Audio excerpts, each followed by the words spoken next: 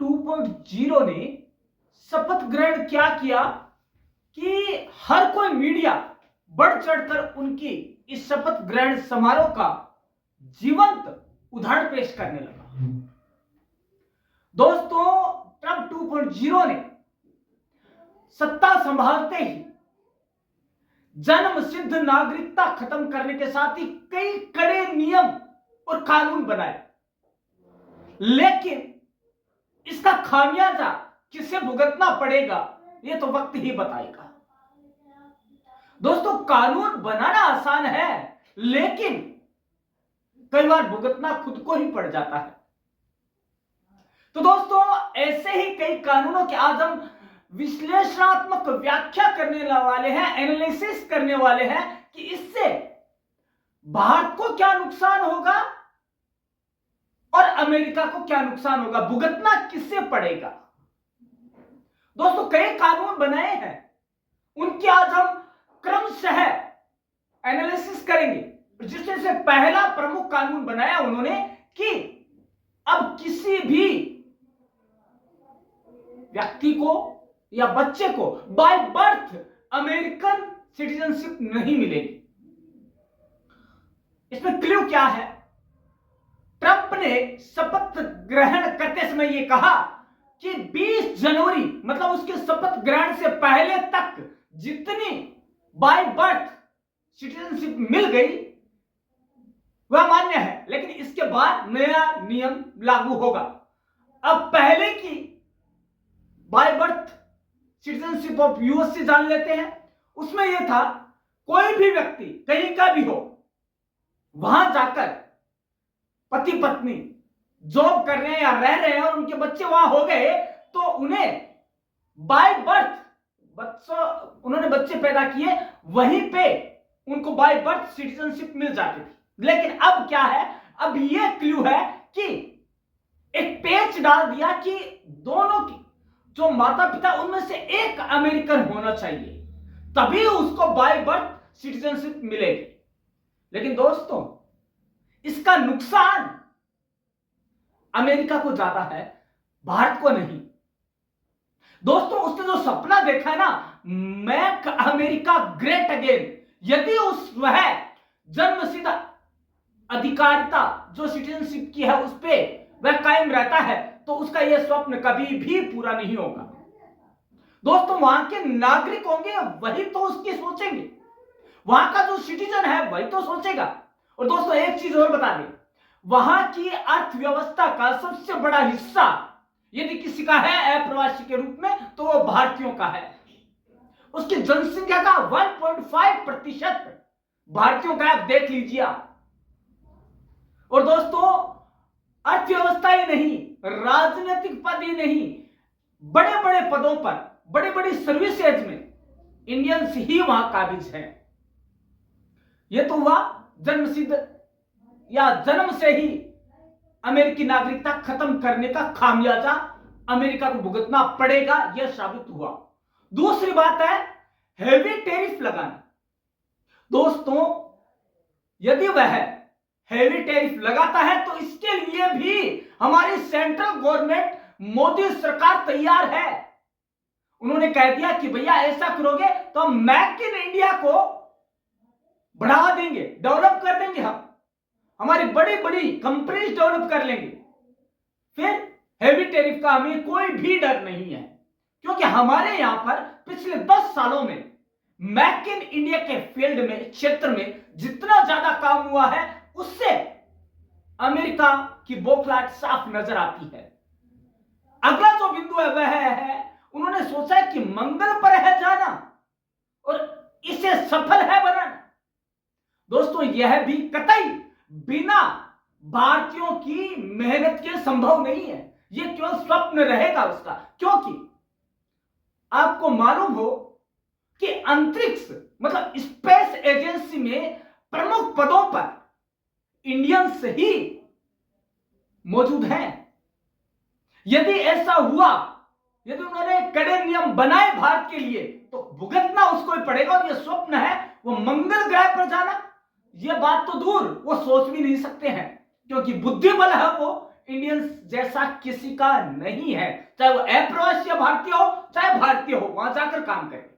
दोस्तों इसके अलावा उन्होंने एक ट्रेड पॉलिसी बनाई है जिसमें उन्होंने कई टैरिफ बनाने की कोशिश की है, बढ़ाने की, लेकिन मेक इन इंडिया से वो कहीं भी टक्कर नहीं ले पाएगा। मेक इन इंडिया एक ऐसा नारा है भारत में जिसने चीनी प्रोडक्ट्स को औंधे मुंह गिरा दिया। तो ये तो है क्या?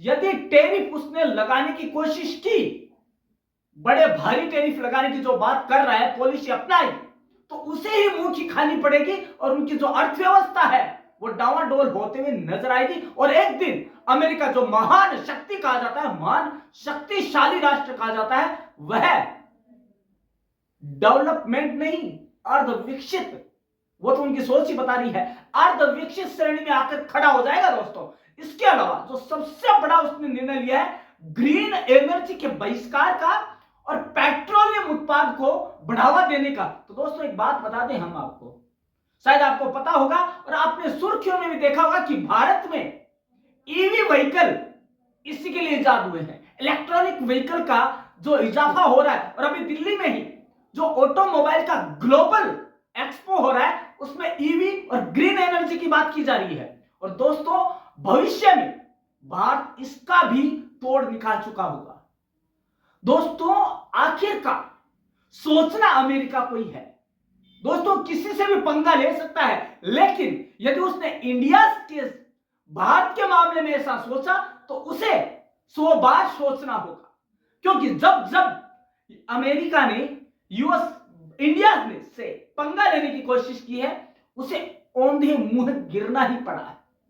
चाहे वह पॉलिटिकल रिलेशंस हो, चाहे वो ट्रेड एंड टैरिफ की बात हो, चाहे वह जन्मसिद्ध नागरिकता की बात हो। कई बार उन्होंने पहले भी सोचा, लेकिन इसे हटाना पड़ा। बहुत आए राष्ट्रपति, सबने कोशिश की, लेकिन कोई सफल नहीं हो पाया। क्यों? क्योंकि उन्हें पता है कि उनके यहां ऊंचे पदों पर, चाहे वो आईटी सेक्टर हो, चाहे वो मेडिकल सेक्टर हो, चाहे कोई सा सेक्टर, चाहे स्पेस सेक्टर हो, चाहे एक चीज और बता दें, वहां पर जाकर इंडियंस ने 46 लाख लोगों को नौकरियां दी है। यदि इंडियंस ने हाथ खींच लिए तो क्या होगा? क्या उनके घर चूल्हे जल जाएंगे? उनके चूल्हे जल जाएंगे? नहीं। तो दोस्तों सोचना अमेरिका को है, भारत को करना ही। वो औरों को आंख दिखा सकता है, लेकिन भारत को नहीं कर सकता।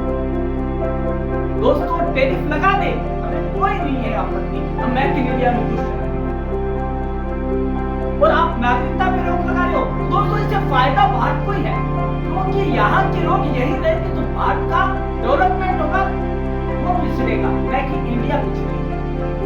दोस्तों उसका यह सोचना कि इंडियंस नौकरी खाने कतई सही नहीं है, क्योंकि इंडियंस वहां की कंपनीज में इन्वेस्ट करके वहां के लोगों के घर में चूल्हा जला रहे हैं, ये उसको पता होना चाहिए। और दोस्तों एक बात और बता दें, ये जो उनके जो ग्रुप है, उनका जो राजनीतिक पार्टी है, उसमें भी उच्च पदों पर यदि ऐसा है, उसने डीओजी जो उसका संगठन है, उसमें इंडियंस को क्यों शामिल किया? तुलसी नावाड उसको क्यों शामिल किया? तो ये एक उदाहरण है कि जो मेंटल पावर है वो इंडियंस के पास है, सोचने समझने की पावर है वो इंडियंस के पास है।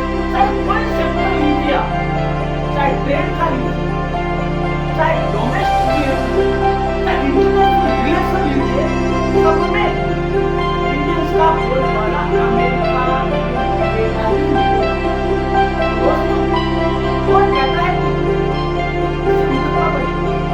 अब आप अपना कमेंट लिख सकते हैं और बता सकते हैं लोगों को कि नहीं, यूएस से झूठी गुड़की दे रहा है, इससे भारत को डरने की नहीं है। डरने की बात है तो अमेरिका को है, संभलने की जरूरत है तो अमेरिका को है, उसे अपने शब्दों पर पुनः विचार करना होगा। और दोस्तों इससे एक चीज और होगी, वहां की कानून व्यवस्था भी चरमराएगी, वहां के जो नियम है, कानून कायदे हैं, उनमें भी बहुत बड़ा उनको फेरबदल करना पड़ेगा। और दोस्तों बता दें, वहां भी आपको इंडियंस की तादाद ही मिलेगी। इंडियंस कहां नहीं है दोस्तों? इंडियंस ने जहां पे भी गए हैं उनकी अर्थव्यवस्था को सुधारा है, वहां की अर्थव्यवस्था को डेवलपमेंट अर्थव्यवस्था बनाया है। उन्होंने जीरो से लेकर हीरो बनाया उस कंट्री को। और वह अमेरिका आज जन्मसिद्ध नागरिकता को खत्म करने जा रहा है। ये उसकी सबसे बड़ी भूल है। और इस भूल को यदि उसने नहीं सुधारा तो उसको पछताना आखिर में उसे पड़ेगा। लेकिन अब पछताए हो क्या तो चिड़िया चुगी खेत, कहीं ये ना हो। क्योंकि यदि भारत संभल गया तो वो क्या करेंगे इंडियन मोदी सरकार? सबसे बड़ी बात मैं बता दूं, इंडियन गवर्नमेंट इतनी ज्यादा सक्षम है मेक इन इंडिया को लेकर कि पिछले 10 सालों में मेक इन इंडिया ने जो डंका बजाया है उसने ये साबित कर दिया है कि हमें किसी भी कंट्री की जरूरत नहीं है, क्योंकि हमारे पास दिमाग है, हमारे पास इन्वेस्टमेंट है। यदि हम बाहर कर सकते हैं इन्वेस्टमेंट तो यहाँ क्यों नहीं? यदि हमने यही इन्वेस्टमेंट शुरू कर दिया तो अमेरिका जैसी जो शक्तिशाली, जो अर्थव्यवस्था की शक्तिशाली पावरफुल कंट्री या पावर मानी जाती है वो हमेशा के लिए धराशायी हो जाएगी। दोस्तों हाँ, माना उनके पास डॉलर की पावर है, यदि सारे देशों ने मिलकर 7 कंट्री ने और ने मिलकर एक सोच लिया कि हम हमारी ही करेंसी में काम करेंगे तो कौन है डॉलर का साथी? और तो किसी भी क्षेत्र में चले जाए, अर्थव्यवस्था का भी हो, चाहे वह डेवलपमेंट है, किसी भी क्षेत्र में डेवलपमेंट हो, स्पेस में चाहे वो आपका मेडिकल हो, चाहे आईटी सेक्टर, हर जगह इंडियंस की बात है। ये जो उनका नियम है ना, जन्म सिद्ध नागरिकता को खत्म करना, इस पे एक बार नहीं 100 बार पुनः सोचना पड़ेगा और उन्हें इसे पुनः उसी डर्रे पे लाना होगा जो कि पहले था। ये 100 वर्ष पुरानी मान्यता ऐसे खत्म नहीं होती है दोस्तों। ये जो बनाई होगी तो कहीं ना कहीं सोचकर बनाई होगी, किन्हीं के दिमाग में, वहां के राष्ट्रपति के दिमाग में भारतीयों की जो प्रतिष्ठा है, मान है, उनका सम्मान है और उनका जो बुद्धिमत्तापूर्ण रवैया है वो तो उनके दिमाग में हमेशा रहा होगा। लेकिन ऐसे ट्रंप जैसे राष्ट्रपति कभी भी ऐसे कानूनों को, नियमों को सख्त नहीं बना सकते जो कि अमेरिका की नींव को खोखला करे। दोस्तों इंडियंस वह पावर है, यदि वो वहां से, यदि स्वप्न में सोचिए एक बार, यदि इंडियंस सारे वहां से आ गए, इस्तीफा दे दिया, क्या होगा अमेरिका का? जरा सोच कर बताइएगा कमेंट्स के अंदर, हमें आपके कमेंट्स का इंतजार रहेगा। तो दोस्तों कैसा लगा आपको ये अमेरिका को भुगतना पड़ेगा या इंडिया को, या जो सोच है जिसमें हमने एनालिसिस किया वो आपको कैसा लगा? तो दोस्तों इसके बारे में अपने विचार आप कमेंट में जरूर दीजिएगा, इसका हमें बेसब्री से इंतजार रहेगा। दोस्तों कल मिलते हैं एक नए टॉपिक के साथ, ऐसे ही एक नए टॉपिक के साथ, एनालिसिस के साथ। दोस्तों मिलते हैं कल इसी समय इसी चैनल पर। तब तक के लिए अपना प्यार, सम्मान और कमेंट से हमें उत्साहवर्धन करते रहिएगा। धन्यवाद।